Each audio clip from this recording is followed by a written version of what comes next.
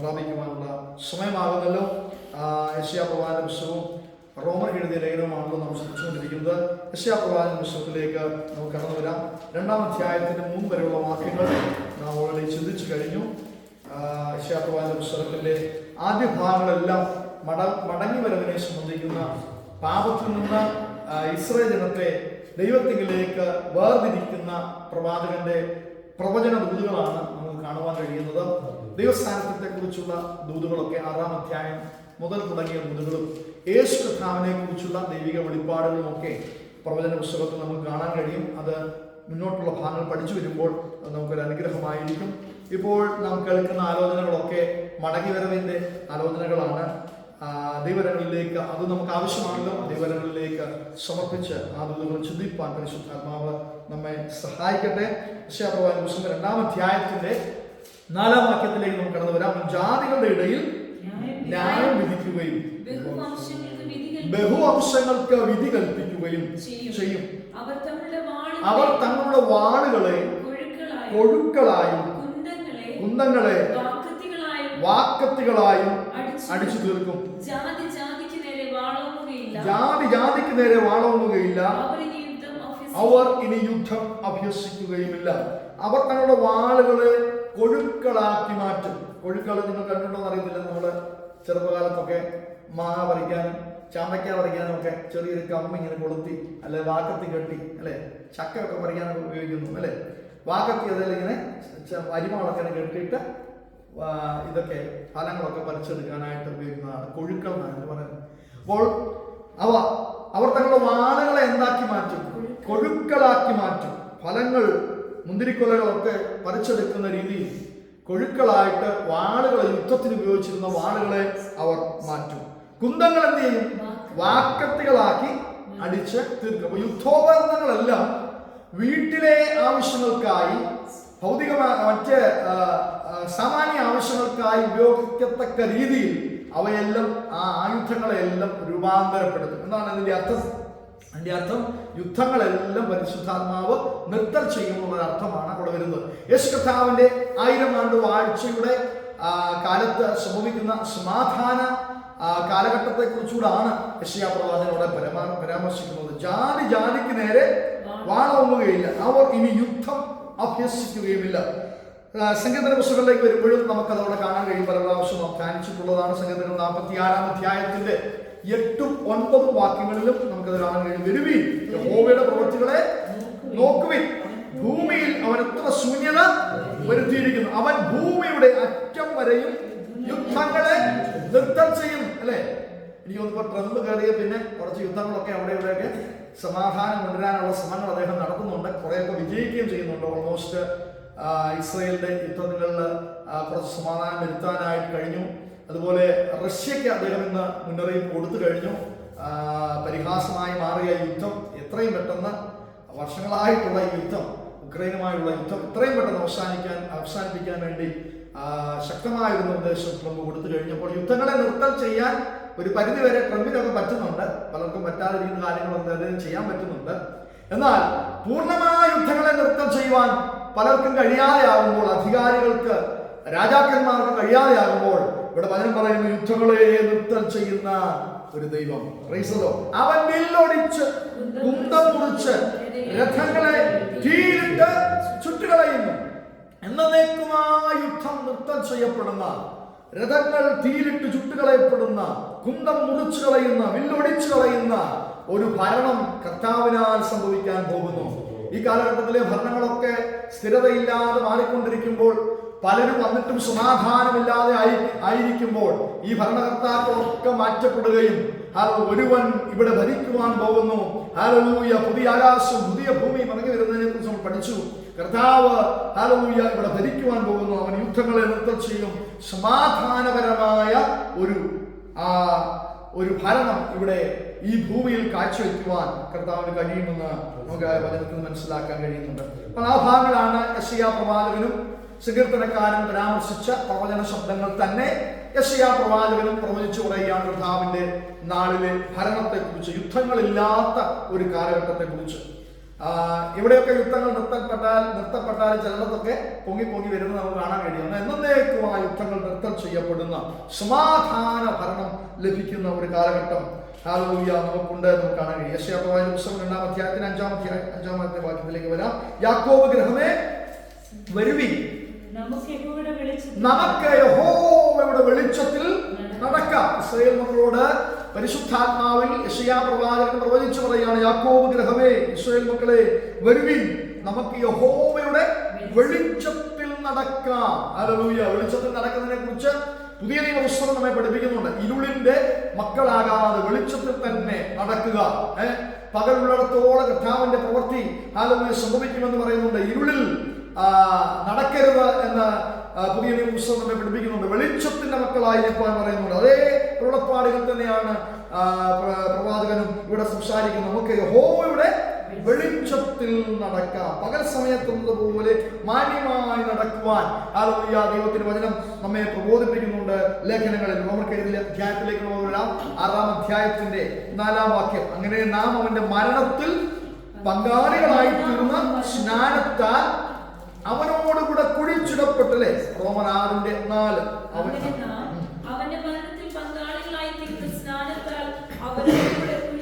സ്നാനത്തെ കുറിച്ചുള്ള ചിന്തകൾ നമുക്കറിയാം. എന്നാലൊന്ന് ജസ്റ്റ് ഒന്ന് ടച്ച് ചെയ്ത് പോകുവാനായിട്ട് ആഗ്രഹിക്കുന്നു അല്ലെ. വെളിച്ചത്തിൽ ഒരു മനുഷ്യൻ എങ്ങനെ നടക്കാൻ പറ്റും? വെളിച്ചത്തിൽ എല്ലാവരും പാപം ചെയ്ത് റോമർ പഠിക്കുമ്പോൾ നമുക്ക് കാണാൻ കഴിയുന്നുണ്ട് അല്ലെ. എല്ലാവരും പാപം ചെയ്ത് ദൈവതേജസ്സില്ലാത്തവരായിത്തീർന്നു അല്ലെ. ഒരു മനുഷ്യൻ പോലും ഇല്ല. എല്ലാവരും പാപം ചെയ്ത് ദൈവതേജസ് നഷ്ടപ്പെടുത്തി കളഞ്ഞു. അപ്പൊ അങ്ങനെ ഒരു കാലഘട്ടത്തിൽ, അങ്ങനെയുള്ള ഒരു അറ്റ്മോസ്ഫിയറിൽ ജീവിക്കുന്ന നമുക്ക് വെളിച്ചത്തിൽ നടക്കുവാൻ പരിശുദ്ധാത്മാവിന്റെ ഇഷ്ടപ്രകാരം ഹിതപ്രകാരം നടക്കേണ്ടതുണ്ട് എന്ന് ദൈവത്തിന്റെ വചനം പഠിപ്പിക്കുന്നു. നമുക്കൊരു പഴയ മനുഷ്യൻ ഉണ്ടായിരുന്നു അല്ലെ. ഇപ്പോഴും ഉണ്ടോ? ഒരു പഴയ മനുഷ്യൻ ഉണ്ടായിരുന്നു അല്ലെ. നമുക്ക് ഈ ലോകത്തിലുള്ളതിനെയൊക്കെ സ്നേഹിക്കുന്ന, ആഗ്രഹിക്കുന്ന, കൊതിക്കുന്ന ഒരു പഴയ മനുഷ്യൻ നമുക്കുണ്ടായിരുന്നു. നമ്മൾ സ്നാനപ്പെട്ടപ്പോൾ വെള്ളത്തിൽ ഒരു അഭിഷക്തന്റെ കൈക്കീഴിൽ വെള്ളത്തിൽ മുങ്ങിപ്പന്നി എന്നതിനേക്കാൾ ഉപരി ആ സ്നാനം, ജലസ്നാനം ഒരു സാക്ഷീകരണം എന്നതിനേക്കാൾ ഉപരി അല്ലെ, ജലത്തിൽ സാക്ഷീകരിക്കുക എന്നതിനേക്കാൾ ഉപരി അതിനകത്തൊരു മർമ്മം കിടപ്പുണ്ട് എന്നാണ്. അതാണ് റോമർക്കെഴുതിയ ലേഖനം നമ്മെ പഠിപ്പിക്കുന്ന 6-ാം അധ്യായം. അതിനകത്തൊരു മർമ്മം കിടപ്പുണ്ട് എന്നാണ്. നമ്മുടെ പഴയ മനുഷ്യൻ കർത്താവ് ക്രൂശിക്കപ്പെട്ടതുപോലെ നമ്മുടെ പഴയ സ്വഭാവം, പഴയ മനുഷ്യൻ, പഴയ പ്രകൃതികൾ എല്ലാം ക്രൂശിക്കപ്പെടുകയാണ്. ക്രൂശിക്കപ്പെട്ടു, അവനോടുകൂടെ നമ്മൾ കുഴിച്ചിടപ്പെട്ടു. അടിമത്തക്കാരനായ യോസഫിന്റെ കല്ലറയിൽ കർത്താവിന്റെ മൃദുശരീരം വെച്ചതുപോലെ അടക്കപ്പെട്ട ആ ശരീരം പോലെ പ്രതികരിക്കാൻ കഴിയാത്ത രീതിയിൽ, ഇനിയും ഉയർന്നു വരുവാൻ കഴിയാത്ത രീതിയിൽ പാപസ്വഭാവങ്ങൾ, നമ്മളിലുള്ള പാപപ്രവർത്തികൾ ഇനിയും ഉയർന്നു വരാൻ കഴിയാത്തക്ക രീതിയിൽ നമ്മുടെ പഴയ മനുഷ്യനെ അടക്കുക. മരിച്ച് അടക്കപ്പെടുന്നത് പോലെ, കർത്താവ് കുഴിച്ചിടപ്പെട്ടതുപോലെ അടക്കപ്പെട്ടതുപോലെ നമ്മുടെ പഴയ സ്വഭാവങ്ങൾ അടക്കപ്പെടണം. ഇനി നമ്മൾ നടക്കുന്നത് എങ്ങനെ ആയിരിക്കണം? ക്രിസ്തു മരിച്ചിട്ട് പിതാവിന്റെ മഹിമയാൽ ജീവിച്ചെഴുന്നേറ്റതുപോലെ. അപ്പൊ നമ്മളെ കുറിച്ചുള്ള ദൈവത്തിന്റെ ആത്യന്തികമായ പദ്ധതി എങ്ങനെയാണ്? ജീവന്റെ പുതുക്കത്തിൽ നടക്കണം. അപ്പൊ അതിനാണ് നമ്മളെ വിളിച്ചത്. പഴയ മനുഷ്യൻ എന്നേക്കുമായി മരിച്ചു പോകുന്നു. നമ്മൾ അതിനെ കുറിച്ച് ചിന്തിച്ചാലേ, റോമർക്കെഴുതിയിലാണ് ചിന്തിച്ചാലേ, കോപമുള്ള മനുഷ്യൻ, അസൂയുള്ള മനുഷ്യൻ, പകയുള്ള മനുഷ്യൻ, പിണക്കമുള്ള മനുഷ്യൻ, ഈ മനുഷ്യൻ മരിച്ചു, ഈ മനുഷ്യൻ അടക്കപ്പെട്ടു അല്ലെ. എന്നാലും ഇടയ്ക്കിടയ്ക്ക് നമ്മുടെ പഴയ മനുഷ്യൻ ഇങ്ങനെ പൊങ്ങി വരാൻ സാധ്യതയുണ്ട്. അപ്പോൾ അതിനെ അടക്കുവാൻ, അതിനെ കുഴിച്ചിടുവാൻ ഒരിക്കലായി ചെയ്യേണ്ടതല്ലത് അല്ലെ. വിശുദ്ധീകരണം അല്ലെ, വിശുദ്ധീകരണം ഒരിക്കലായി സംഭവിക്കുന്നതല്ല. അത് നാൾത്തോറും നമ്മുടെ ജീവിതത്തിൽ വേണ്ടതായിട്ടുള്ള കാര്യമാണ്. ഓരോ ദിവസവും വേണ്ടതായിട്ടുള്ള, ഓരോ നിമിഷവും സംഭവിക്കേണ്ടതായിട്ടുള്ള കാര്യമാണ്. അപ്പോൾ നമ്മെ തന്നെ കുഴിച്ചിടപ്പെടുക, നമ്മുടെ പഴയ മനുഷ്യൻ കുഴിച്ചിടപ്പെടുക, പുതിയ മനുഷ്യൻ കർത്താവ് ജീവിച്ചെഴുന്നേറ്റതുപോലെ ക്രിസ്തു പിതാവിന്റെ മഹിമയാൽ, ഒരു അഭിഷേകത്താലാണ്, പരിശുദ്ധാത്മാവിന്റെ ശക്തിയാലാണ് കർത്താവ് ഹല്ലേലൂയ എഴുന്നേറ്റത്, ജീവിച്ചെഴുന്നേറ്റത്, ഉയർത്തെഴുന്നേറ്റത് നമുക്ക് മനസ്സിലാക്കുവാൻ കഴിയും. അതുപോലെ നമ്മൾ എന്ത് ചെയ്യുക? പുതുക്കത്തിൽ നടക്കേണ്ടതിനായി, പുതിയ മനുഷ്യനെ നടക്കേണ്ടതിനായിട്ടാണ് കർത്താവ് നമ്മെ കുറിച്ച് ആഗ്രഹിക്കുന്നത്. അതുകൊണ്ടാണ് യാക്കോബ് ഗ്രഹത്തെ നോക്കി, ഇസ്രായേൽ ഗ്രഹത്തെ നോക്കി വെളിച്ചത്തിൽ നടക്കേണ്ടതിനായി യെശയ്യാ പ്രവാചകൻ പ്രവചിച്ചു പറയുന്നത്. ഗലാത്യർക്ക് എഴുതിയ ലേഖനത്തിലും അതേ ചിന്തകൾ നമുക്ക് കാണാൻ കഴിയും. ഗലാത്യർ 6-ാം അധ്യായത്തിന്റെ 14 മുതൽ 16 വരെയുള്ള വാക്യങ്ങൾ, എല്ലാം അറിയാവുന്ന വാക്യങ്ങളാണ്, ഓടിച്ചു പോവുകയാണ്.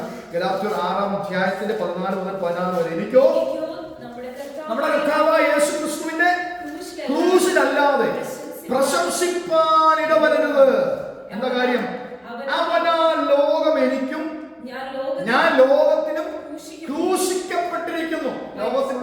ആഗ്രഹിക്കാതെ ഉയരത്തിലുള്ളത് ചിന്തിക്കുന്ന രീതിയിൽ, അല്ലെ? നമുക്കെല്ലാം ലോകത്തെ കുറിച്ചുള്ള ചിന്തയല്ല, നാളെയെ കുറിച്ചുള്ള ചിന്തയാണ്. നമ്മുടെ കുഞ്ഞുങ്ങളുടെ കാര്യം, നമ്മുടെ ജോലിയുടെ കാര്യം, നമ്മുടെ ഭാവിയുടെ കാര്യം, പല ചിന്തകളാണ് നമുക്ക്. എന്നാൽ ഉയരത്തിലുള്ളത് ചിന്തിക്കാനാണ് കർത്താവ് നമ്മെ കുറിച്ച് ആഗ്രഹിക്കുന്നത്. അപ്പോൾ എന്താണ്? ഞാൻ ലോകത്തിനും ലോകം എനിക്കും ക്രൂശീകരിക്കപ്പെട്ടിരിക്കുന്നു, അല്ലേ? ലോകത്തോടുള്ള ബന്ധത്തിൽ ഞാൻ ക്രൂശീകരിക്കപ്പെട്ടിരിക്കുകയാണ്.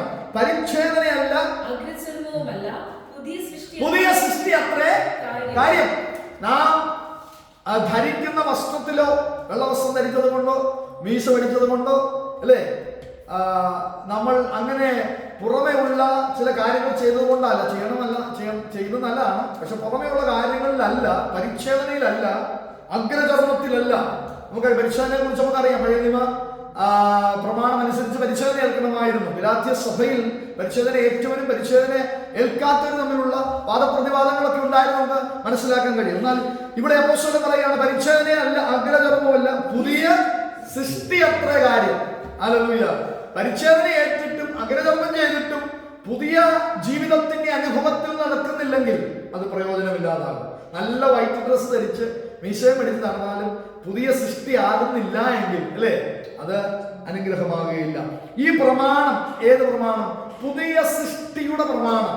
പുതിയ സൃഷ്ടിയിൽ, പുതിയ ജീവിതത്തിൽ നമ്മൾ നടക്കുന്ന പ്രമാണം അനുസരിച്ച് നടക്കുന്ന ഏവർക്കും ദൈവത്തിന്റെ ഇസ്രായേൽ, അത് ഈ ലോകത്തിലുള്ള ഇസ്രായേൽ അല്ല, ദൈവത്തിനൊരു ഇസ്രായേൽ ഉണ്ട്. ദൈവത്തിന്റെ ഇസ്രായേൽ ഉണ്ട്. ദൈവത്തിന്റെ പ്രമാണം അനുസരിക്കുന്ന, അതുപോലെ പുതിയ സൃഷ്ടിയായി ദൈവത്തോട് ചേർന്ന് ജീവിക്കുന്ന ദൈവമക്കൾ, ദൈവത്തിന്റെ ഇസ്രായേൽക്കാരാണ്. അവർക്ക് സമാധാനവും കരുണയും ഉണ്ടാകുന്നു. സമാധാനവും കരുണയും നമുക്ക് ലഭിക്കുവാനായിട്ട് ഇടയായിട്ടുണ്ട്. പുതിയ സൃഷ്ടിയായിട്ട് ജീവിച്ചു കഴിഞ്ഞാൽ എന്ത് ലഭിക്കും? സമാധാനവും ദൈവത്തിന്റെ കരുണയും ലഭിക്കുവാനായിട്ട് ഇടയായിട്ടുണ്ട്. അതുകൊണ്ട് നമ്മൾ പഴയ മനുഷ്യനെ എന്നേക്കുമായി ഉപേക്ഷിക്കണം. പഴയ മനുഷ്യനെ അടക്കണം. പഴയ മനുഷ്യനെ ക്രൂശീകരിക്കണം. ലോകത്തോടുള്ള ബന്ധത്തിൽ എളുപ്പമല്ല. ലോകത്തോടുള്ള ബന്ധത്തിൽ അനുദിനം ഇത് ഒരിക്കലായിട്ട് ചെയ്യേണ്ട കാര്യമല്ല. ഇന്ന് ചെയ്തിട്ട് നാളെ ചെയ്യാതിരിക്കേണ്ടതായിട്ടുള്ള കാര്യമല്ല. ഓരോ ദിവസവും നാം ലോകത്തോടുള്ള ബന്ധത്തിൽ ക്രൂശീകരിക്കപ്പെട്ടുകൊണ്ടിരിക്കണം. നാം ഈ ലോകത്തിലാണ് ജീവിക്കുന്നത്. നമ്മുടെ മരണസമയം വരെ, അല്ലെങ്കിൽ കർത്താവിന്റെ രഹസ്യ വരവ് വരെ ലോകത്തോടുള്ള ബന്ധത്തിൽ നാം ക്രൂശീകരിക്കപ്പെട്ടുകൊണ്ടേയിരിക്കണം. 6-ാം വാക്യത്തിലേക്ക് വരുന്നത്, നീ യാക്കോബ് ഗൃഹമായ യെശയ്യാവ്, നീ യാക്കോബ് ഗൃഹമായതിന്റെ ജനത്തെ തള്ളിക്കളഞ്ഞിരിക്കുന്നു. അവർ പൂർവ്വദേശക്കാരുടെ മര്യാദകളാൽ നിറഞ്ഞു, ഫെലിസ്ത്യരെ പോലെ പ്രശ്നക്കാരായും അന്യജാതിക്കാരോട് കൈയടിച്ചവരായും ഇരിക്കുന്നു. നമ്മളൊക്കെ ഇച്ചിരി പ്രയാസമുള്ളതും അതുപോലെ നമുക്ക് അങ്ങനെ വലിയ എനർജി ലഭിക്കാത്ത ഭാഗങ്ങളൊക്കെയാണ് ഈ ഭാഗങ്ങൾ. എന്നാലും നമുക്ക് ചിന്തിക്കേണ്ട ഒരു ആവശ്യമാണ്. അവർ പൂർവ്വദേശക്കാരുടെ മര്യാദകളിൽ നിറഞ്ഞു, ഫെലിസ്ത്യരെ പോലെ പ്രശ്നക്കാർ. അപ്പോൾ അന്യജാതിക്കാരോട് ഈ ഇസ്രായേൽ ജനം മിങ്കിൾ ചെയ്യാൻ തുടങ്ങി. ഇത് പ്രവാചകൻ ആത്മാവിൽ പ്രവചിച്ച് പറയുകയാണ്, അങ്ങനെ ചെയ്യരുത്. എന്താണ്? ഫെലിസ്ത്യരോട് എന്നപ്പോൾ അവരുടെ പ്രശ്നക്കാർ, ആ ഭാഗം നമ്മൾ ചിന്തിക്കും. പ്രശ്നക്കാരുമായി, പ്രശ്നം വയ്ക്കുന്നവരുമായി അവർ ഇടകലർന്നു. ആ പൂർവ്വദേശക്കാരുടെ മര്യാദകളിൽ അവർ നിറഞ്ഞു, അന്യജാതിക്കാരുടെ പ്രവർത്തികളുമായി അവർ ഇഴചേർന്നു. അത് നിമിത്തം ദൈവത്തെ അവർ തള്ളിക്കളഞ്ഞു എന്ന് പ്രവാചകൻ പ്രവചിക്കുകയാണ്. ആവർത്തന പുസ്തകത്തിലേക്ക് വരുമ്പോൾ, ആവർത്തന പുസ്തകം 18-ാം അധ്യായത്തിന്റെ 9 മുതൽ 11 വരെയുള്ള വാക്യങ്ങൾ വായിക്കുമ്പോൾ, നിന്റെ ദൈവമായ യഹോവ നിനക്ക് തരുന്ന ദേശത്ത് എത്തിയ ശേഷം അവിടുത്തെ ജാതികളുടെ മ്ലേച്ഛതകൾ നീ പഠിക്കരുത്. ആവർത്തന പുസ്തകം 18-ാം അധ്യായം 9 മുതൽ 11 വരെ. നിന്റെ ദൈവമായ യഹോവ നിനക്ക് തരുന്ന ദേശത്ത് എത്തിയ ശേഷം മ്ലേച്ഛതകൾ നീ പഠിക്കരുത്. അല്ലേ? നമ്മൾ ഒരു രാജ്യത്ത് ജീവിക്കുകയാണ്. നമ്മളെ ഇനിയും പല രാജ്യങ്ങളിൽ എത്തപ്പെടാം. എന്നും UAE തന്നെ ആവണമെന്നില്ല. ചിലപ്പോൾ ഇന്ത്യയിലേക്ക് നമ്മൾ പോകും, ചിലപ്പോൾ US-ലേക്ക് നമ്മൾ പോകും. US-ൽ ഉള്ളവരെ കൂടെ വിട്ടുകൊണ്ടിരിക്കുക. US-ലേക്ക് നമ്മൾ പോകും, അല്ലെങ്കിൽ കാനഡയിലേക്ക് പോകും, അല്ലെങ്കിൽ മറ്റേതൊരു രാജ്യത്തിലേക്ക് പോകും. ദൈവം നമ്മെ ഏത് രാജ്യത്തിലാണ് നിർത്തുന്നത്, അല്ലെങ്കിൽ ചിലപ്പോൾ നമ്മൾ 80 വയസ്സ് വരെ ഇവിടെ ആയിരിക്കും, ഒന്നും നമുക്ക് അറിയത്തില്ല. പക്ഷെ നമ്മൾ ഏത് രാജ്യത്തിലായിരിക്കുന്നു, അത് ഇസ്രായേൽ ജനത്തോട് പറയുകയാണ്, നിങ്ങൾ പോകുന്ന ദേശത്തിലെ ഒരു മ്ലേച്ഛതകളും എന്ത് ചെയ്യണം? നിങ്ങളെ പഠിക്കരുത്. അല്ലേ? അപ്പോൾ ഓരോ പട്ടണത്തിലും പലവിധമായ വാഴ്ചകളുണ്ട്, അധികാരങ്ങളുണ്ട്. ആ വാഴ്ചകളുടെ സ്വാധീന നിമിത്തമുള്ള മ്ലേച്ഛതകളുണ്ട്. ചില പട്ടണങ്ങളിൽ വിഗ്രഹാരാധനയാണെങ്കിൽ, ചില പട്ടണങ്ങളിൽ ലൈംഗിക അപജയങ്ങളായിരിക്കാം, ചില പട്ടണങ്ങളിൽ മറ്റ് എന്തെങ്കിലും പാപങ്ങളായിരിക്കാം. പക്ഷെ നീ ചെല്ലുന്ന പട്ടണത്തിന്റെ മ്ലേച്ഛതകൾ നീ പഠിക്കുവാൻ പാടില്ല. തന്റെ മകനെയോ മകളെയോ അഗ്നിപ്രവേശം ചെയ്യിക്കുന്നവൻ, പ്രശ്നക്കാരൻ, മുഹൂർത്തക്കാരൻ, ആഭിചാരകൻ, ക്ഷുദ്രക്കാരൻ. ഇത് പെന്തക്കോസ്തുകാരെ സംബന്ധിച്ച് ഇതുപോലുള്ള പ്രശ്നങ്ങളൊന്നും കുറവാണ്. എന്നാലും ഇപ്പോഴും ചിലത് അല്ലേ വീട് പാലുകാച്ചലും പിന്നെ രാഹു നോക്കലും പെന്തക്കോസ്തുകാരുടെ ഇടയിൽ തന്നെ അല്ലേ ഉള്ളവരുണ്ട്. അപ്പോൾ എന്താണ് ജാതികളുടെ കാര്യങ്ങൾ പ്രശ്നം അല്ലെ പ്രശ്നക്കാരനുമായി സംബന്ധിക്കുക, മുഹൂർത്തക്കാരനുമായിട്ട് സംസാരിക്കുക, ആഭിചാരകന്റെ അടുത്ത് പോവുക, ക്ഷുദ്രക്കാരുടെ അടുത്ത് പോവുക, മന്ത്രവാദി, വെളിച്ചപ്പാടൻ, ലക്ഷണം പറയുന്നവൻ, അഞ്ജനക്കാരൻ എന്നിവരുടെ നിങ്ങളുടെ ഇടയിൽ കാണരുത്. അപ്പോൾ നിങ്ങൾ ചെല്ലുന്ന പട്ടണത്തിൽ, അത് ഏത് ദേശത്തായാലും ഇന്ത്യയിലായാലും മറ്റേത് രാജ്യത്തായാലും, നിങ്ങളെ ദൈവം വിലക്കിയിരിക്കുന്ന ചില കാര്യങ്ങളുണ്ട്. ആ മ്ലേച്ഛതകൾ നിങ്ങൾ ദൈവജനമായതുകൊണ്ട് പഠിക്കാൻ പാടില്ല, അതിൽ ഇടപെടാൻ പാടില്ല. അതുകൊണ്ടാണ് ഇവിടെ പ്രവാചകൻ പറഞ്ഞത്, നിങ്ങൾ പൂർവ്വദേശക്കാരുടെ മര്യാദകളിൽ ഇടപെട്ടുപോയി, ഫെലിസ്ത്യരെ പോലെ പ്രശ്നക്കാരിൽ നിങ്ങളുടെ ഇടയിൽ ഉണ്ടായി, അന്യജാതിക്കാരുമായി നിങ്ങൾ ചേർന്ന് ഇടുകി ജീവിച്ചു, ഇത് ദൈവത്തിന് വെറുപ്പാകുന്നു. ഹല്ലേലൂയ. അതുകൊണ്ട് ദൈവം അത് വെറുക്കുന്നെന്ന് പുറപ്പാട് പുസ്തകത്തിൽ നമുക്ക് അതേ വാക്യങ്ങൾ കാണാൻ കഴിയുന്നുണ്ട്. 34-ാം അധ്യായത്തിന്റെ 12 മുതലുള്ള വാക്യങ്ങൾ. നീ ചെല്ലുന്ന ദേശത്തിലെ നിവാസികളോട് നീ ഒരു ഉടമ്പടി ചെയ്യാതിരിപ്പാൻ കരുതിക്കൊള്ളുക, അല്ലേ, അല്ല ഞാൻ അതിന്റെ മധ്യേ ഒരു കണിയായിരിക്കും. നീ ചെല്ലുന്ന സ്ഥലത്ത് ഉടമ്പടികൾ പാടില്ല. നമ്മുടെ ജീവിതത്തിലേക്ക് നോക്കുമ്പോൾ ഒരു പക്ഷേ ഈ മുഹൂർത്തക്കാരനെയും പ്രശ്നക്കാരനെയും ലക്ഷണക്കാരനെയും നമുക്ക് കാണാൻ പറ്റത്തില്ല, അല്ലേ. പക്ഷെ നമ്മുടെ ജോലി സ്ഥലത്ത് നമ്മുടെ വിശ്വാസത്തിന് വിരോധമായി നമ്മളെ കളിയാക്കുന്നവർ, അല്ലെങ്കിൽ പാപസ്വഭാവങ്ങളിൽ ജീവിക്കുന്നവർ, ഇതുപോലുള്ള പ്രവർത്തികളിൽ അകപ്പെട്ടവരുമായി നമ്മൾ മിങ്കിൾ ചെയ്ത് ദൈവസ്ഥാനത്തെ നഷ്ടപ്പെടുത്താൻ പാടില്ല എന്ന് ദൈവം ആഗ്രഹിക്കുന്നു, അല്ലേ. ആലയത്തിന്റെ വിഗ്രഹത്തോട് എന്തൊരു കൂട്ടായ്മ, പകലും രാത്രിയും തമ്മിൽ എന്തൊരു കൂട്ടായ്മ. അതുകൊണ്ട് ദൈവജനത്തിന് ഒരു വേർപാട് ആവശ്യമാണ്. നമ്മൾ ഈ ലോകത്തിൽ നിന്ന് വേർപെട്ട് പോകുവാൻ നമുക്ക് പറ്റത്തില്ല. നമ്മുടെ മരണശേഷം അല്ലെങ്കിൽ കർത്താവിന്റെ മടങ്ങി വരെ നമ്മൾ ഈ ലോകത്തിലായിരിക്കുമ്പോൾ ജീവിക്കേണ്ടതുണ്ട്.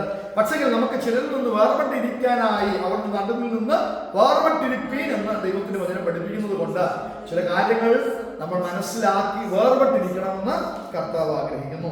ഓക്കെ, നിങ്ങൾ അവരുടെ ബലിപീഠങ്ങളെ ഇടിച്ച് വിഗ്രഹങ്ങളെ തകർത്ത് അശേരാ പ്രതിഷ്ഠകളെ വെട്ടിക്കളയും. ഇത് ഇസ്രായേൽ ജനത്തോടുള്ള അന്തപ്പാടാണ്. ഇപ്പോൾ പല സ്ഥലങ്ങളിൽ കൂടെ യാത്ര ചെയ്യുന്നവരാണ്, ഫെലിസ്ത്യദേശത്തൂടെ യാത്ര ചെയ്യും, പല സ്ഥലങ്ങളിൽ കൂടെ യാത്ര ചെയ്യും. അവരുടെ ജാതികമായ ആചാരങ്ങളോ അശേരാ പ്രതിഷ്ഠകളോ വിഗ്രഹങ്ങളോ ഒന്നും അവരെ സ്വാധീനിക്കാതെ അവയെല്ലാം ഇടിച്ചു കളയണം. അന്യ ദൈവത്തെ നമസ്കരിക്കരുത്. യഹോവയുടെ നാമം തീഷ്ണനാകുന്നു. അവൻ തീഷ്ണതയുള്ള ദൈവം തന്നെ. ദൈവം ഏറ്റവും വെറുക്കുന്ന ഭാവമാണ് വിഗ്രഹാരാധന, അന്യാരാധന എന്ന് പറയുന്നത്. ഒരു കാരണവശാലും അന്യ ദൈവത്തെ നമസ്കരിക്കുകയോ അവരുടെ നാമത്തെ നമ്മുടെ അധരങ്ങളിൽ എടുക്കുകയോ ചെയ്യാൻ പാടില്ല. ഹല്ലേലൂയ. ഇവിടെ നമ്മൾ ശ്രദ്ധയോടെ ആയിരിക്കണമെന്ന് ദൈവത്തിന് പഠിപ്പിക്കുന്നു. 7-ാമത്തെ വാക്യം, അവരുടെ ദേശത്ത് വെള്ളിയും അവരുടെ നിക്ഷേപങ്ങൾക്ക് കണക്കില്ല, അവരുടെ ദേശത്ത് കുതിരകൾ നിറഞ്ഞിരിക്കുന്നു, അവരുടെ രഥങ്ങൾക്കും എണ്ണമില്ല. ഈ ഭാഗത്തെ മിസ്രൈമിനെ കുറിച്ചുള്ള ചില പരാമർശങ്ങളാണ് പ്രവാചകൻ നടത്തുന്നത്. ഞാൻ ഓടിപ്പോകുന്നത്, നമുക്ക് ആ ഭാഗത്തൊക്കെ നിന്നാൽ നിങ്ങൾക്ക് അത്ര ഒരു എനർജി ആവാൻ ദൂതുകളൊന്നും കിട്ടത്തില്ല. ഒരു ഹിസ്റ്ററി പോലെ നമ്മൾ പഠിക്കുക. അതുകൊണ്ടാണ് ഞാൻ ഓടിപ്പോകുന്നത്. ശ്രദ്ധിക്കുക, അവരുടെ ദേശത്ത് വെള്ളിയും പൊന്നും നിറഞ്ഞിരിക്കുന്നു, അവരുടെ നിക്ഷേപങ്ങൾക്ക് കണക്കില്ല. അപ്പൊ മിസ്രൈമിനെ കുറിച്ചുള്ള ചില ചിന്തകളിലൂടെ പ്രവാചകനോട് പ്രവചിക്കുകയാണ്. രഥങ്ങൾ മിസ്രൈമിൽ കൂടുതലായിരുന്നു. അവർ രഥങ്ങൾ അവർ ഒരുക്കിയിരുന്നു. അതുപോലെ കുതിരകളെ വളർത്തി കുതിരകളെ മറ്റ് രാഷ്ട്രങ്ങൾക്ക് കൂടെ കൊടുത്തിരുന്ന രാജ്യമായിരുന്നു മിസ്രൈം. അപ്പോൾ യുദ്ധങ്ങൾക്ക് വേണ്ടിയുള്ള കുതിരകൾ, യുദ്ധങ്ങൾക്ക് വേണ്ടിയുള്ള രഥങ്ങളൊക്കെ മിസ്രൈമിൽ കൂടുതലായി സമ്പാദിച്ചിരുന്നു. എന്നാൽ ഇസ്രായേൽ ജനത്തോടുള്ള ദൈവത്തിന്റെ പല അരുളപ്പാടുകളിൽ മിസ്രൈമിനെ പോലെ കുതിരകളെ വളർത്തരുത്, കുതിരകൾ വിഗ്രഹാരാധനയ്ക്ക് കാരണമായിത്തീരുന്നത് കൊണ്ട് കുതിരകളെ സേവിക്കരുത്, കുതിരകളെ വളർത്തരുത്, രഥങ്ങളെ കൊണ്ടു നടക്കരുത് ദൈവം ഇസ്രായേൽ ജനത്തോട് സംസാരിച്ചിരുന്നു. കാരണം ജയത്തിന് കുതിര വ്യർത്ഥമാകുന്നു, ബലാധിക്യം കൊണ്ട് വീരൻ രക്ഷപ്പെടുന്നില്ല. സത്യത്തിൽ ഇസ്രായേൽ ജനത്തിന് ഒരു രാജാവിനെ പോലും നൽകാൻ ദൈവം ആഗ്രഹിച്ചില്ല. അതുകൊണ്ടാണ് ഒരു രാജാവിനെ വേണമെന്ന് ശമൂവേൽ പ്രവാചകൻ അവനോട് ജനം പറഞ്ഞപ്പോൾ രാജാവിനെ പോലും കൊടുക്കാൻ ദൈവം ആഗ്രഹിച്ചിരുന്നില്ല ഇസ്രായേലിന്. കാരണം അവരുടെ രാജാവായി തുടരാനാണ് ദൈവം ആഗ്രഹിച്ചത്. എന്നാൽ അവരുടെ ആഗ്രഹപ്രകാരം ശൗലിനെ ദൈവം കൊടുക്കുന്ന നമുക്ക് കാണാൻ കഴിയുന്നുണ്ട്. എന്നാൽ അവരോട് പ്രത്യേകമായി പറയുന്ന അശ്വബലത്തിൽ നിങ്ങൾ ആശ്രയിക്കരുത്, കുതിരകളിൽ നിങ്ങൾ പ്രശംസിക്കരുത്, രഥങ്ങളിൽ നിങ്ങൾ ആശ്രയിക്കരുത്.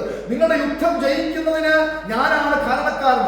ജയത്തിന് കുതിര വ്യർത്ഥമാകുന്നു. ഞാൻ ഇറങ്ങി വരുമ്പോൾ അത് ഇസ്രായേൽ മക്കളുടെ എല്ലാ യുദ്ധങ്ങളും നമുക്ക് കാണാൻ കഴിയും. അവരുടെ അശ്വബലം കൊണ്ടോ അവരുടെ കഴിവ് കൊണ്ടോ വാട് കൊണ്ടോ കുന്തം കൊണ്ടോ ഒന്നുമല്ല അവർ ജയിച്ചത്. ഓരോ യുദ്ധങ്ങളിലും ദൈവസാന്നിധ്യം ഇറങ്ങി വന്നിരുന്നു. വ്യത്യസ്ത നിലകളിൽ ദൈവം ഇടപെട്ട് അവരെ വിടുവിച്ചിരുന്നു. യോശാഫാത്തിന്റെ യുദ്ധത്തിൽ നമുക്ക് കാണാൻ കഴിയും. അദ്ദേഹം യുദ്ധത്തിന് വലിയൊരു സൈന്യം ഉണ്ടായിരുന്നിട്ടും ആ സൈന്യം കാരണമല്ല ജയിച്ചത്. പകരം എന്താണെന്നറിയാമോ? ഒരു ബാൻഡ് സംഘം അദ്ദേഹത്തിന്റെ മുമ്പിൽ ഉണ്ടായിരുന്നു. സൈന്യത്തിന്റെ മുമ്പിൽ പുറപ്പെടുന്ന ആരാധിക്കുന്ന ഒരു കൂട്ടമുണ്ടായിരുന്നു. ആരാധിക്കുന്നവരുടെ ആരാധന ഉയരത്തിലേക്ക് ഉയർന്നപ്പോൾ ദൈവം പതിയിരിപ്പുകാരെ വരുത്തി തമ്മിൽ യുദ്ധമുണ്ടായി. അങ്ങനെ ആ ജനം നശിക്കുവാനിടയായി. അപ്പോൾ ജയത്തിന് കുതിരയില്ല അല്ലെ? വിദ്യാനിയുടെ യുദ്ധം ചെയ്യുന്ന നമുക്ക് ഗിദെയോനെ കുറിച്ച് കാണാൻ കഴിയും. അവിടെ എന്തൊക്കെ യൂസ് ചെയ്തത്? മൺകുടം യൂസ് ചെയ്തു, തീ യൂസ് ചെയ്തു. യുദ്ധ സാമഗ്രികളൊന്നും അവിടെ ഇല്ലായിരുന്നു. അതുകൊണ്ട് ദൈവത്തിന് കുതിരയൊന്നും വേണ്ട. അതുകൊണ്ട് മിസ്രൈമിൽ ആശ്രയിക്കുന്ന മിസ്രൈമിൽ കുതിരകളെ സമ്പാദിക്കുകയും അനേകമായി വളർത്തുകയും അവരുടെ യുദ്ധത്തിന് ഉപയോഗിക്കുകയും ചെയ്തു. ഈ ഗോലിയാത്തിനെ താഴ്വരയിൽ നമുക്ക് കാണാൻ കഴിയുന്നുണ്ടല്ലേ? ദാവീദിനോട് യുദ്ധം ചെയ്യുന്ന ഗോലിയാത്ത് ശൗലിനെതിരെ കടന്നു വരുമ്പോൾ അവർക്ക് 30,000 രഥങ്ങൾ ഉണ്ടായിരുന്നു. ആലോചിച്ച സംഖ്യ 30,000 രഥങ്ങളും 6,000 കുതിരച്ചേകവരും ഉണ്ടായിരുന്നു. അങ്ങനെയുള്ള ഒരു ജനത്തിന് നടുവിൽ നിന്നാണ് ഗോലിയാത്ത് വെല്ലുവിളിച്ചത്. എന്നാൽ 5 കല്ലും ഒരു കവണയും എടുത്ത് ഒരു ബാലകൻ അവനെ കൊന്നുകളയുവാനിടയായിട്ടുണ്ട്. അപ്പൊ ജയത്തിന് എന്ത് വേണം? ആ 30,000 രഥങ്ങൾ അവിടെ നിൽക്കുമ്പോൾ, 6,000-ലധികം കുതിരകൾ അവിടെ നിൽക്കുമ്പോൾ, അതിന്റെ മുമ്പിൽ പരിചയപിടിച്ചുകൊണ്ട് മല്ലന്റെ മുമ്പിൽ ഒരുത്തൻ യാത്ര ചെയ്യുന്നു. വലിയ ഗംഭീരനായ ഗോലിയാത്ത് നിൽക്കുമ്പോൾ സാധാരണക്കാരനായ ബാലകനെ ഏകദേശം 17 വയസ്സ് ആ സമയത്ത് കാണും ദാവീദിന്. 17-20 കാണത്തുള്ളൂ. ആ വയസ്സിൽ അദ്ദേഹത്തിന് കവണ കൊണ്ട് കല്ലുകൊണ്ട് യുദ്ധം ജയിക്കുവാനായിട്ട് ഇടയായിത്തീർന്നു. സൈന്യങ്ങളുടെ യഹോവയുടെ നാമത്തിൽ ഞാൻ നിനക്കെതിരെ കടന്നു വരുന്നു. മറ്റൊന്നും കയ്യിലില്ല. ആരുടെ നാമം മാത്രമേ ഉള്ളൂ. സൈന്യങ്ങളുടെ അപ്പുറത്ത് നിന്നുകൊണ്ട് 30,000 രഥങ്ങളാണ് അല്ലെ? 6,000 കുതിരച്ചേകവരാ. ഇവന്റെ കയ്യിൽ ഒരു നാമം മാത്രമാണുള്ളത്. അതുകൊണ്ട് ഇസ്രായേൽ എന്നോട് ദൈവപ്രിയ നിങ്ങൾ അശ്വബലത്തിൽ ആശ്രയിക്കരുത്. ഹല്ലേലൂയ. എങ്കിലും ശലോമോൻ തന്റെ ഭരണസമയത്ത് 1,400-ലധികം രഥങ്ങളും 12,000 കുതിരകളും അദ്ദേഹം സ്വരൂപിച്ചു. ശലോമോൻ അധികമായി നമുക്കറിയാം ജാതികളോടൊന്ന് ഇടകലർന്ന് ജീവിക്കുവാൻ ആഗ്രഹിച്ച മനുഷ്യനാണെന്ന് നമുക്ക് മനസ്സിലാക്കാൻ കഴിയും. എന്നാൽ ദൈവം വിലക്കിയതിനെ ശലോമോൻ സ്വീകരിക്കുന്ന കാണാൻ കഴിയുന്നു. ഇനി മത്തായിയുടെ സുവിശേഷം നമുക്ക് വരാം.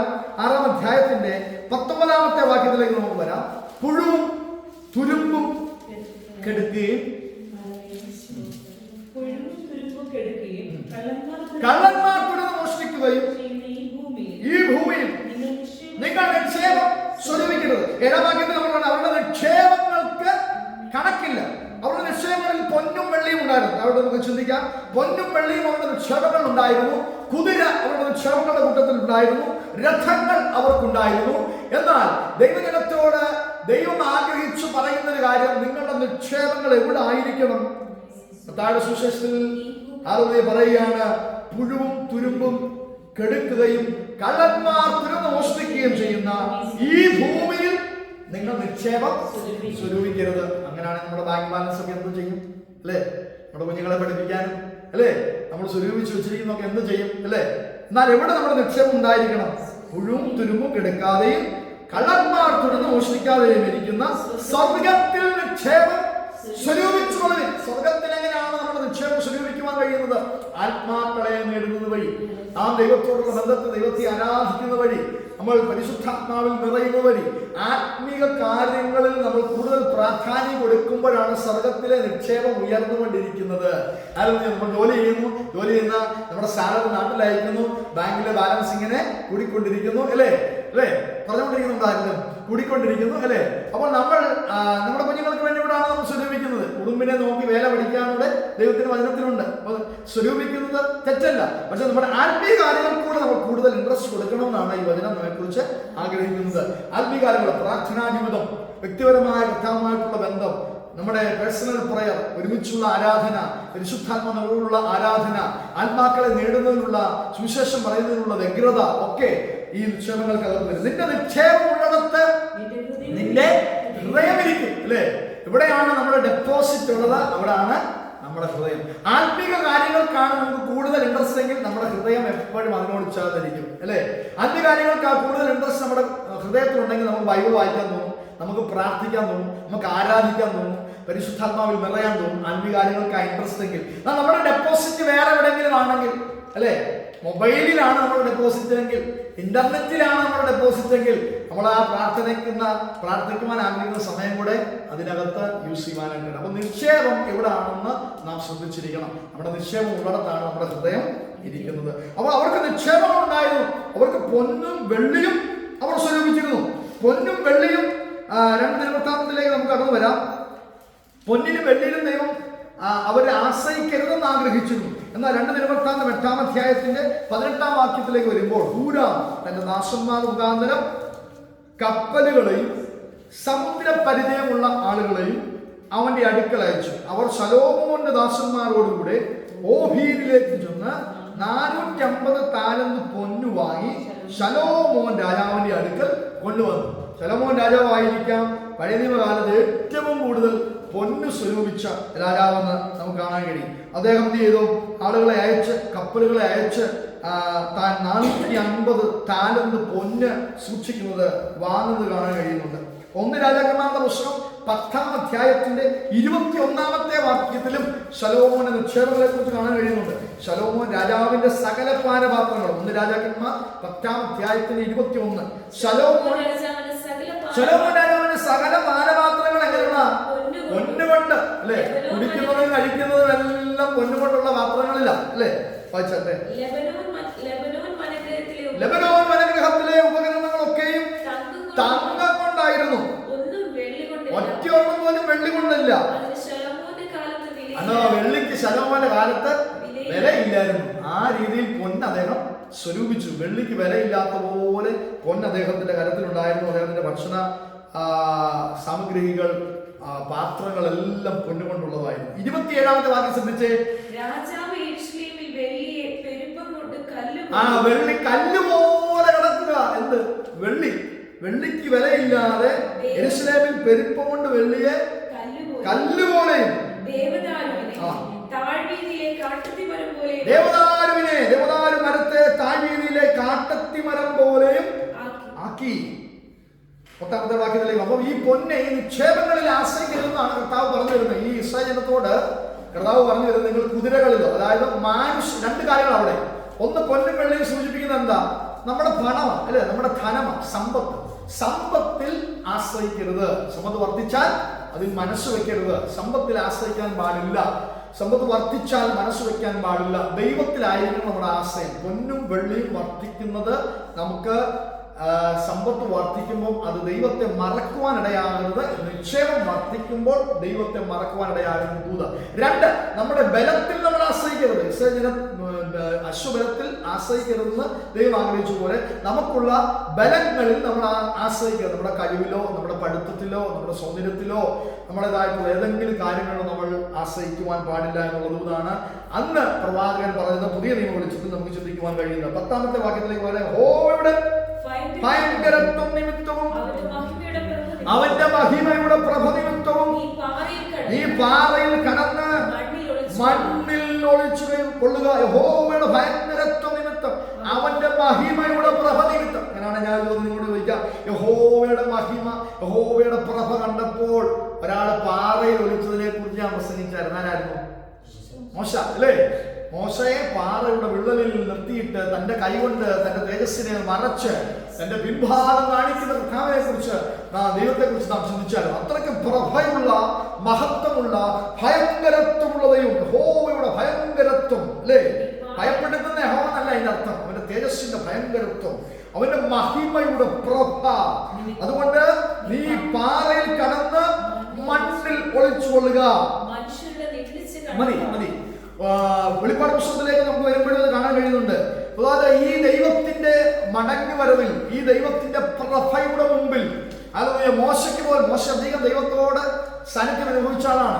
മോശയ്ക്ക് പോലും ദൈവത്തിന്റെ പ്രഭയുടെ മുമ്പിൽ, ദൈവത്തിന്റെ ഭയങ്കരത്വത്തിന്റെ മുമ്പിൽ നിൽക്കുവാൻ കഴിഞ്ഞിരുന്നില്ല എന്ന് നമുക്ക് മനസ്സിലാക്കാൻ കഴിയുമ്പോൾ ദൈവത്തിന്റെ തേജസ്സിന്റെ മുമ്പിൽ, ദൈവത്തിന്റെ ശക്തിയുടെ മുമ്പിൽ ഒരുവനും നിൽക്കുവാൻ കഴിയുന്നില്ല. റെവലേഷൻ വെളിപ്പാട് പുസ്തകം 4-ാം അധ്യായത്തിന്റെ 15-16 വാക്യങ്ങളിൽ നമുക്കത് കാണാൻ കഴിയുന്നത്. ഭൂമിയിലെ രാജാക്കന്മാരും മഹത്തുക്കൾ, ഭൂമിയിൽ രാജാക്കന്മാരുണ്ടെങ്കിൽ അല്ലേ, മഹത്തുക്കൾ ഉണ്ടെങ്കിൽ, സഹസ്രാധിപന്മാരുണ്ടെങ്കിൽ, ധനവാന്മാരുണ്ടെങ്കിൽ, ബലവാന്മാരുണ്ടെങ്കിൽ, സകലദാസനും സ്വതന്ത്രനും ഗുഹകളിലും മലപ്പാറകളിലും ഒളിച്ചുകൊണ്ട് ഞങ്ങളുടെ മേൽ വീഴുവിൻ, ഞങ്ങൾ ഈ പാതയുടെ അകത്ത് ഒളിക്കാൻ ആഗ്രഹിക്കുന്നു അല്ലേ. ഭൂമിയിലെ സകല രാജാക്കന്മാരും മഹത്തുക്കളും സഹസ്രാധിപന്മാരും കർത്താവിന്റെ മടങ്ങി വരവിൽ പറയുകയാണ്, ഞങ്ങൾ ഈ പാറയിൽ ഒളിക്കാൻ ആഗ്രഹിക്കുന്നു. ഈ തേജസ്സിന്റെ മുമ്പിൽ ഞങ്ങൾക്ക് പിടിച്ചു നിൽക്കാൻ കഴിയത്തില്ല. സിംഹാസനത്തിൽ ഇരിക്കുന്നവന്റെ മുഖം കാണാതവണ്ണം, കുഞ്ഞാടിന്റെ കോപം തട്ടാതവണ്ണം ഞങ്ങളെ മറപ്പീൻ. ഹല്ലേലൂയ. ദൈവ തേജസ്സിന്റെ മുമ്പിൽ അല്ലേ, കുഞ്ഞാടിന്റെ കോപം തട്ടാതവണ്ണം, സിംഹാസനത്തിൽ ഇരിക്കുന്നവന്റെ മുഖം കാണാതവണ്ണം ഞങ്ങളെ മറയ്ക്കുക അല്ലേ. ദൈവത്തിന്റെ സന്നിധിയിലേക്ക് അടുത്ത് ചെല്ലാൻ കഴിയാതെ നമ്മെ മാറ്റി നിർത്തുന്നത് എന്താ? പാപമാണ് അല്ലേ. ഇസ്രായേൽ ജനം ദൈവത്തിൽ നടന്നു പോകാൻ കാര്യം, അവർ ദൈവത്തെ ഭയപ്പെടാൻ കാര്യം പാപമാണ്. അത് നമുക്ക് ഉൽപ്പത്തി പുസ്തകത്തിന്റെ ആരംഭത്തിൽ നമുക്ക് കാണാൻ കഴിയും. കർത്താവ് ഏതൻ തോട്ടത്തിൽ ദൈവം നടക്കുന്ന കാലൊച്ച കേട്ട് അവൻ ഭയപ്പെട്ട് മറഞ്ഞിരിപ്പാൻ ആഗ്രഹിച്ചു. അതമേ എന്ന് ദൈവത്തിന് വിളിക്കേണ്ടതായിട്ട് വന്നു. മറഞ്ഞിരിപ്പാൻ അവന് ആഗ്രഹിച്ചു. അപ്പോൾ എന്താ അവനെ മറച്ചത്? നേരത്തെ അതിന് മുമ്പ് അവന് ആ മറവിന്റെ ആവശ്യമില്ലായിരുന്നു. അവൻ മറയപ്പെടാൻ കാരണം ദൈവവും അവനും തമ്മിൽ അവരെ വേർതിരിക്കുന്ന ഒരു പാപം അവൻ ചെയ്തതുകൊണ്ട് പാപം ദൈവത്തിൽ നിന്ന് അവനെ മറയ്ക്കുവാൻ ആഗ്രഹിച്ചു, ഭയപ്പെടുത്തി മറയ്ക്കുവാൻ ആഗ്രഹിച്ചു. ദൈവത്തിന്റെ കൂട്ടായ്മ ബന്ധം നഷ്ടപ്പെട്ടപ്പോൾ അവൻ മറഞ്ഞിരിപ്പാനായിട്ട് ആഗ്രഹിച്ചു. അതുപോലെ ദൈവത്തിന്റെ സാന്നിധ്യം വെളിപ്പെടുമ്പോൾ, ദൈവത്തിന്റെ ഭയങ്കരത്വം വെളിപ്പെടുമ്പോൾ അവൻ കാണാതവണ്ണം മറയുവാൻ ആഗ്രഹിക്കുകയാണ്. അവരുടെ മഹാകോപ ദിവസം ഒന്നും ആർക്ക് നിൽപ്പാൻ കഴിയും എന്ന് പറയുന്നു. നമുക്കറിയാം, നമുക്കൊരു പിളർന്ന പാറയുണ്ട് അല്ലേ, ഒരു പിളർക്കപ്പെട്ട പാറ നമുക്കുണ്ട് അല്ലേ. ആ പാറ ക്രിസ്തുവായിരുന്നു. ഏത് പാറയാ? നമ്മൾ പഠിച്ചല്ലേ, ആ ആത്മീയ പാറയിൽ നിന്നല്ലോ അവർ കുടിച്ചത് അല്ലേ. നമ്മൾ പഠിച്ചല്ലേ, ഇസ്രായേൽ മക്കൾക്ക് വേണ്ടി ദൈവം തുറന്ന പാറ അല്ലേ. മോശ അടിച്ചപ്പോൾ പാറയിൽ നിന്ന് വെള്ളം പൊട്ടിപ്പുറപ്പെട്ടു. ആ പാറയിൽ നിന്നുള്ള നീരുറവകളിൽ നിന്ന് ഇസ്രായേൽ ജനം കുടിച്ച് അനുഗ്രഹം പ്രാപിച്ചു എന്ന് കാണാൻ കഴിയും. പുതിയ നിയമത്തിലേക്ക് വരുമ്പോൾ പറയുന്നു, ആ പാറ ക്രിസ്തുവാകുന്നു, ആ ആത്മീക പാറ. അപ്പോൾ നമുക്ക് മറയുവാൻ ഒരു പാറയുണ്ട്, നമുക്ക് ചേർന്ന് നിൽക്കാൻ ഒരു പാറയുണ്ട്. ഹല്ലേലൂയ.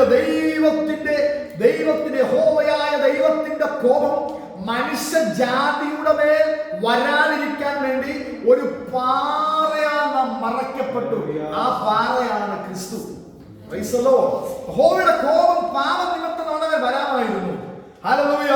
എന്നാൽ ഒരുവൻ നമ്മെ മറച്ചത് കൊണ്ട്, ഒരു പാറ പിളർക്കപ്പെട്ടത് കൊണ്ട്, അതുകൊണ്ടാണ് അവൻ പിളർന്നതാം പാറയെ നാം പാടുന്നത്. പിളർന്നതാം പാറയെ നിന്നിൽ ഞാൻ മറയട്ടെ അല്ലേ. ഹല്ലേലൂയ. ഈ ദൈവകോപത്തിൽ നാം നഷ്ടപ്പെട്ടു പോകാമായിരുന്നു. എന്നാൽ ആ ദൈവകോപത്തെ ഒരുവൻ തന്റെ ശരീരത്തിൽ റിസീവ് ചെയ്തു. താൻ യാഗമായി തീർന്നു. അവൻ നമുക്ക് വേണ്ടി യാഗമായി. ദൈവകോപത്തിന്റെ ചക്കിൽ കൂടെ അവൻ കടന്നുപോയി. അവൻ നമുക്ക് വേണ്ടി യാഗമായി തീർന്നു. ആ ദൈവകോപത്തെ അവൻ തന്റെ ശരീരത്തിൽ വഹിച്ചതുകൊണ്ട് ആ കോപത്തിൽ നിന്ന് അവന്റെ പിളർന്ന പാറ പോലെ അവൻ നമ്മെ മറയ്ക്കേണ്ടതിന് അവൻ നമുക്ക് പാറയായി തീർന്നു കാണാൻ കഴിയുന്നുണ്ട്. അതുകൊണ്ടാണ് എബ്രായ ലേഖനം 6-ാം അധ്യായത്തിന്റെ 18 മുതൽ 20 വാക്യങ്ങൾ നമുക്ക് വായിക്കാം. എബ്രായ ലേഖനം 6-ാം അധ്യായത്തിന്റെ 18 മുതൽ 20 വരെ. അങ്ങനെ നമ്മുടെ മുമ്പിൽ 6-ാം അധ്യായം 18 നമ്മുടെ മുന്നിൽ വെച്ചിട്ടുള്ള പ്രത്യാശ പിടിച്ചുകൊള്ളുവാൻ ശരണത്തിനായി ഓടി വന്നതാ അല്ലേ. ദൈവത്തിന്റെ കോപത്തിൽ നിന്ന് രക്ഷ പ്രാപിക്കാൻ ഒരു സാധ്യതയുമില്ലായിരുന്നു. യാഗങ്ങൾക്ക് കഴിഞ്ഞില്ല, മഹാപുരോഹിതന്മാർക്ക് കഴിഞ്ഞില്ല, ദേവാലയത്തിന് കഴിഞ്ഞില്ല. ശരണത്തിനായി നമുക്ക് ഓടി വരുവാൻ ഒരിടം മാത്രമേ ഉള്ളൂ. പ്രത്യാശ പിടിച്ചുകൊള്ളുവാൻ ശരണത്തിനായി ഓടി വന്ന നാം മാറിപ്പോകാത്തതും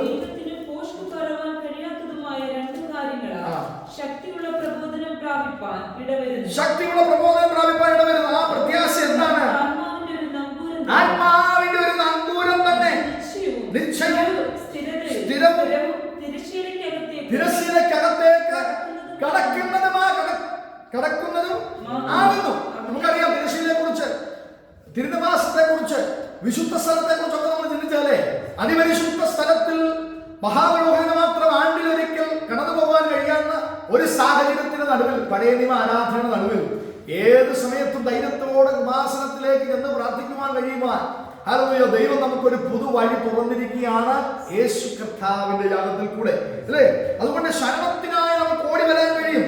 ഹല്ലേലൂയ, നിശ്ചയവും സ്ഥിരവും തിരശ്ശീലക്കകത്തേക്ക് നടക്കുന്നതുമായ ഒരു അനുഭവം ദൈവം നമുക്ക് തന്നു. അവിടേക്ക് യേശു മൽക്കീസദേക്കിനെ കുറിച്ചും നമ്മൾ ചിന്തിച്ച, മൽക്കീസദേക്കിന്റെ ക്രമപ്രകാരം മഹാപുരോഹിതനായി മുമ്പുകൂട്ടി നമുക്ക് വേണ്ടി പ്രവേശിച്ചിരിക്കുന്നു. അപ്പോൾ തിരശ്ശീലക്കകത്തേക്ക് പഴയ നിയമത്തിൽ മഹാപുരോഹിതന് മാത്രം കടന്നു ചെല്ലാമെന്നിരിക്കെ, ഹല്ലേലൂയ, പുതിയ നിയമത്തിൽ മൽക്കീസദേക്കിന്റെ ക്രമപ്രകാരം ഹല്ലേലൂയ അവൻ നമുക്ക് വേണ്ടി തിരശ്ശീലക്കകത്തേക്ക് മുമ്പ് കൂട്ടി പ്രവേശിച്ചു. ഹല്ലേലൂയ, അവൻ നമുക്ക് വേണ്ടി ഒരു പുതുവഴി തുറന്നു. ഏത് സമയത്തും ധൈര്യത്തോടെ കൃപാസനത്തിലേക്ക് ചെല്ലുവാൻ. പഴയ നിയമത്തിൽ ഹല്ലേലൂയ മോശയ്ക്ക് മാത്രം കൃപാസനത്തിന്റെ അടുത്ത് നിന്ന് ദൈവശബ്ദം കേൾക്കാൻ കഴിയുമായിരുന്നു. സമാഗമന കൂടാരത്തിൽ കൃപാസനത്തിന്റെ മേൽ ഇറങ്ങി വന്നിരുന്ന ദൈവത്തിന്റെ ശബ്ദം മോശയ്ക്ക് മാത്രമേ കേൾക്കാൻ കഴിയുമായിരുന്നുള്ളൂ. എന്നാൽ യേശുവിന്റെ രക്തത്താൽ വീണ്ടെടുക്കപ്പെട്ട, രക്ഷിക്കപ്പെട്ട, സ്നാനപ്പെട്ട, പരിശുദ്ധാത്മാഭിഷേകം പ്രാപിച്ച ഏത് വ്യക്തിക്കും ധൈര്യത്തോടെ കൃപാസനത്തിലേക്ക് യേശുവിന്റെ നാമത്തിൽ കടന്നു ചെല്ലുവാൻ കഴിയുമെന്നുള്ളതാണ് എബ്രായ ലേഖന കർത്താവ് പഠിപ്പിക്കുന്നത്. അതുകൊണ്ട് യഹോവയുടെ ഭയങ്കരത്വത്തിൽ നിന്ന്, പ്രഭയിൽ നിന്ന് ഒരു കൂട്ടർ ഹല്ലേലൂയ പാറയിൽ ഒളിക്കുവാൻ ആഗ്രഹിച്ചു. ആ സാന്നിധ്യത്തിന്റെ മറവിൽ, സാന്നിധ്യത്തിന്റെ പ്രഭയിൽ നിന്ന് ഒളിഞ്ഞിരിക്കാൻ ആഗ്രഹിച്ച സ്ഥാനത്ത് ഒരുവൻ നമുക്ക് വേണ്ടി പിളർക്കപ്പെട്ട പാറയായതുകൊണ്ട്, ഒരുവൻ നമുക്ക് വേണ്ടി തിരശ്ശീലയ്ക്ക് അകത്തുകൂടെ കടന്നുപോയതുകൊണ്ട് ഏതു സമയത്തും അവിടുത്തെ കരങ്ങളിൽ സമർപ്പിക്കുവാനും കഴിയും. ഇനി ആ ഒരു പദം കൂടെ ചിന്തിച്ച് ഞാൻ പ്രാർത്ഥിക്കാൻ പോകുക. മണ്ണിൽ ഒളിച്ചുകൊള്ളുക, അല്ലെ? നീ പാറയിൽ കടന്ന് നീ പാറയിൽ കടന്ന് മണ്ണിൽ ഒളിച്ചുകൊള്ളുക. ഈ മരുഭൂമിയിലൊക്കെ യാത്ര ചെയ്യുന്നത് നിങ്ങൾ കേട്ടിട്ടുണ്ടെന്ന് അറിയത്തില്ല. മരുഭൂമിയിലൊക്കെ യാത്ര ചെയ്യുന്നവർക്ക് വലിയ ഉഷ്ണക്കാറ്റുകളെ, മരുഭൂമിയിൽ ആരും പോകുന്നില്ലേ, വല്ലപ്പോഴാണ് പോയതായി. മരുഭൂമിയിലൊക്കെ യാത്ര ചെയ്ത അല്ലെങ്കിൽ ഈ കഴുതയുടെ മേലും അല്ലെങ്കിൽ ഈ ഒട്ടകത്തിന്റെ മേലും ഒക്കെ യാത്ര ചെയ്യുന്നവരുണ്ട് മരുഭൂമിയിൽ. ഈ മരുഭൂമിയിൽ യാത്ര ചെയ്യുമ്പോൾ വലിയ ഉഷ്ണക്കാറ്റുകൾ അടിക്കും, അല്ലെ? വലിയ പൊടിക്കാറ്റുകൾ അടിക്കും. ഈ പൊടിക്കാറ്റുകളുടെ മുമ്പിൽ അവർക്ക് യാത്ര ചെയ്യുവാൻ പറ്റാത്തത് കൊണ്ട് അവർ ചെയ്യുന്ന ഒരു കാര്യമുണ്ട്. കഴുതയാണെങ്കിൽ കഴുതയെ മാറ്റി നിർത്തിയിട്ട്, ഒട്ടകമാണെങ്കിൽ ഒട്ടകം മാറ്റി നിർത്തിയിട്ട് ഈ മണ്ണിലേക്ക് കമഴ്ന്നുണ്ട് കിടക്കും. കാരണം ഈ പൊടിയുടെ മുമ്പിൽ യാത്ര ചെയ്യുവാൻ, ശക്തമായ കാറ്റാണ്, പൊടിക്കാറ്റിന്റെ മുമ്പിൽ യാത്ര ചെയ്യുവാൻ പറ്റാത്തത് കൊണ്ട് ഇവർ മണ്ണിലേക്ക് കമഴ്ന്നു കിടക്കും. ഈ പൊടിക്കാറ്റ് ശമിച്ചതിന് ശേഷം മാത്രമേ അവർക്ക് തുടർന്ന് യാത്ര ചെയ്യാൻ പറ്റത്തുള്ളൂ. പൊടിക്കാറ്റിന്റെ മുമ്പിൽ മണ്ണിൽ ഇങ്ങനെ കിടന്നാന്റെ അവസ്ഥ എന്താ?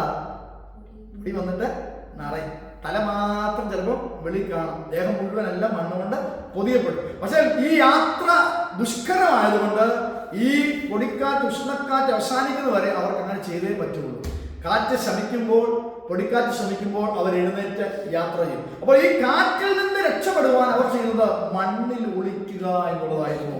അതുകൊണ്ടാണ് ഇവിടെ പറയുന്നത്, നീ മണ്ണിൽ ഒളിച്ചോളുക. ദൈവത്തിന്റെ കോപം, ഹല്ലേലൂയ, ദൈവത്തിന്റെ പ്രഭയിൽ നിന്ന് ഹല്ലേലൂയ ഇസ്രായേലിനോട് പറയുക, വേറെ നിവർത്തിയില്ല.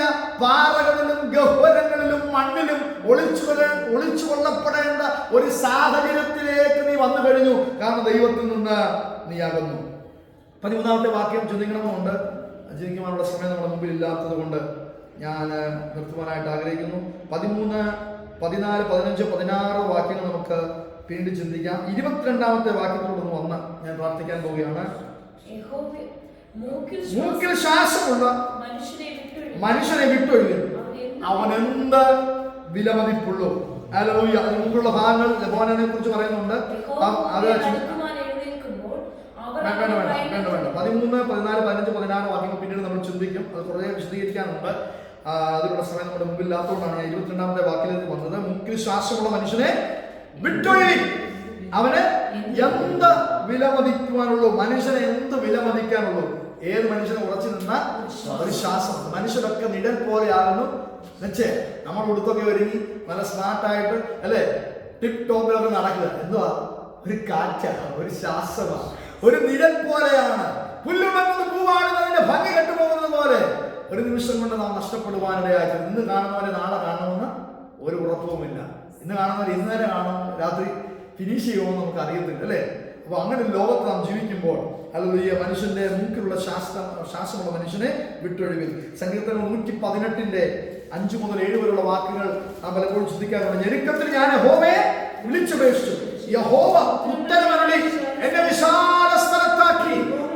നമ്മുടെ ഇടുക്കങ്ങളെ മാറ്റുവാൻ, നമ്മുടെ ഞെരുക്കങ്ങളെ മാറ്റുവാൻ മനുഷ്യന് കഴിയത്തില്ല. നമ്മൾ ആശ്രയിക്കുന്ന പ്രഭുക്കന്മാർക്കോ ഹല്ലേലൂയ സഹായിക്കാൻ കഴിയാത്ത മനുഷ്യന്മാർക്കോ കഴിയത്തില്ല. മൂക്കിലെ ശ്വാസമുള്ള മനുഷ്യനിൽ, മൂക്കിൽ ഒരു ശ്വാസം മാത്രമുള്ള മനുഷ്യനിൽ ആശ്രയിച്ചിട്ട് ഒരു കാര്യവുമില്ല, അല്ലെ? ഇന്ന് നിങ്ങൾക്ക് വേണ്ടിയുള്ള കാര്യങ്ങൾ ഞാൻ ചെയ്തു തരാമെന്ന് പറയുന്ന ആള് ചിലപ്പോൾ അഭിപ്രായം മാറ്റിയേക്കും, അല്ലേ? എപ്പോ വേണേലും മാറിപ്പോകാൻ കഴിയുന്ന ആളുകൾ, എപ്പോ വേണേലും ജീവിതം നഷ്ടപ്പെട്ടു പോകാൻ കഴിയുന്ന പ്രഭുക്കന്മാർ, സഹായിക്കാൻ കഴിയാത്ത മനുഷ്യപുത്രന്മാരെ, ശ്വാസം മാത്രമുള്ള മനുഷ്യനെ വിട്ടൊഴിയാനാണ് ദൈവം പറഞ്ഞത്. എന്നാൽ ഞാൻ ഞെരുക്കത്തിലിരുന്നപ്പോൾ ആരോട് നിലവിളിച്ചു? യഹോവയോട് നിലവിളിച്ചു. അവൻ എന്നെ എന്ത് ചെയ്തു? എന്നെ വിശാല സ്ഥലത്താക്കി. യഹോവ എന്റെ പക്ഷത്തുണ്ട്, ഞാൻ പേടിക്കയില്ല. മനുഷ്യൻ എന്നോട് എന്ത് ചെയ്യും? എന്നെ സഹായിക്കുന്നവരുടെ കൂടെ യഹോവ എന്റെ പക്ഷത്തുണ്ട്. ഞാൻ എന്നെ പകയ്ക്കുന്നവരെ കണ്ട് രസിക്കും. ഹല്ലേലൂയ. സഹായിക്കാൻ കഴിയാത്ത മനുഷ്യപുത്രന്മാരിലല്ല നമ്മളുടെ ആശ്രയം. ഒരു നിമിഷം നമ്മുടെ കണ്ണുകളെ അടയ്ക്കാം. ഹല്ലേലൂയ. ഈ വചനം നിങ്ങൾക്ക് അനുഗ്രഹമായി ഞാൻ വിശ്വസിക്കുന്നു. ഹല്ലേലൂയ. വലിയ കാര്യങ്ങളൊന്നും നമ്മൾ പഠിച്ചില്ലെങ്കിലും 1-2 കാര്യങ്ങൾ മനസ്സിൽ ഉറപ്പിച്ച് ഇന്ന് രാത്രി മടങ്ങുവാൻ കിട്ടാൻ നമ്മെ സഹായിക്കട്ടെ. ജയത്തിന് കുതിര വ്യക്തമാണ്, ബലാധിക്യം കൊണ്ട് വീരൻ രക്ഷപ്പെടുന്നില്ല. ദൈവത്തിന് ഇതിന്റെ ഒന്നും ആവശ്യമില്ല. Praise the Lord. ഹല്ലേലൂയ. മനുഷ്യന്റെ സഹായം ദൈവത്തിന് ആവശ്യമില്ല. Praise the Lord. ശ്വാസമുള്ള, മൂക്കിൽ ശ്വാസമുള്ള മനുഷ്യനെ വിട്ട് കളഞ്ഞിട്ട് നമ്മെ വിശാല സ്ഥലത്താക്കുന്ന ആരെങ്കിലും നമ്മൾ ആശ്രയം വെച്ചിട്ടുണ്ടെങ്കിൽ, ഏതെങ്കിലും മനുഷ്യനിലേക്ക് കണ്ണുകൾ ഉയർത്തി അവരെ സഹായിക്കണമെന്ന് ചിന്തിക്കുന്നുണ്ടെങ്കിൽ അർത്ഥമാണ് അവൻ ശ്വാസമുള്ള, ഹല്ലേലൂയ, വെറും ശ്വാസമായിരിക്കുന്ന മനുഷ്യനാണ്. എന്നാൽ നിന്നെ വിശാല സ്ഥലത്താക്കുവാൻ ഹല്ലേലൂയ യഹോവ നമ്മുടെ പക്ഷത്തുണ്ട്. നാം കേട്ടതുപോലെ ഇസ്രായേൽ ജനം ഒരിക്കലും കുതിരകളിലും രഥങ്ങളിലും ഹല്ലേലൂയ ആശ്രയിക്കരുതെന്ന് ദൈവം ആഗ്രഹിച്ചു. കാരണം അവർക്ക് വേണ്ടി യുദ്ധം ചെയ്യേണ്ട ദൈവമാണെന്ന് ദൈവം ഉറപ്പിച്ചിരുന്നു.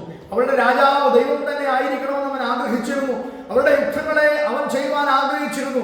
യുദ്ധം യഹോവയ്ക്കുള്ളത് എന്ന് കർത്താവ് ആവർത്തിച്ച് സംസാരിക്കുന്നത് കാണാൻ കഴിയുന്നുണ്ട്. നിങ്ങൾ ഭയപ്പെടരുത്, ഉറച്ചു നിൽപ്പിൻ, യുദ്ധം യഹോവയ്ക്കുള്ളത്. ഹല്ലേലൂയ. Praise the Lord. പകരം ചെയ്യുന്ന ഒരു ദൈവം, ഹല്ലേലൂയ, പ്രവർത്തിക്കുന്ന ഒരു ദൈവം നമുക്ക് വേണ്ടി ഉണ്ട്. അങ്ങനെ ഇന്ന് രാത്രി നമുക്ക് വിശ്വസിക്കാം. ഹല്ലേലൂയ. നമ്മുടെ നിക്ഷേപങ്ങളിൽ ആശ്രയിക്കരുത് നമ്മൾ കേട്ടു. നമ്മുടെ പൊന്നിലോ നമ്മുടെ സമ്പത്തിലോ ഹല്ലേലൂയ നമ്മുടെ നിക്ഷേപങ്ങളിലോ ആശ്രയിച്ചിട്ട് കാര്യമില്ല. ഏത് നിമിഷവും നഷ്ടപ്പെട്ടു പോകാവുന്ന നിക്ഷേപങ്ങൾ, ഒറ്റ രാത്രി കൊണ്ട് കാട്ടുതീ കവർന്നെടുത്ത അനുഭവങ്ങൾ, ഒറ്റ രാത്രി കൊണ്ട് സുനാമി കവർന്നെടുത്ത അനുഭവങ്ങൾ, ഒറ്റ രാത്രി കൊണ്ട് ഹല്ലേലൂയ വയനാടിനെ ഹല്ലേലൂയ ഒഴുക്കിക്കളഞ്ഞ ഗ്രാമത്തെ ഇല്ലാതാക്കിയ ഹല്ലേലൂയ അനുഭവങ്ങൾ. ഹല്ലേലൂയ. നമ്മുടെ നിക്ഷേപങ്ങൾ എവിടെയാണ്? നമ്മുടെ ബാങ്ക് ബാലൻസ് എവിടെയാണ്? ഒന്നിനും ഒരു ഉറപ്പുമില്ല. എന്നാൽ ആശ്രയിക്കുവാൻ കൊള്ളാവുന്ന ഒരുവനുണ്ട്. ഹല്ലേലൂയ. Praise the Lord.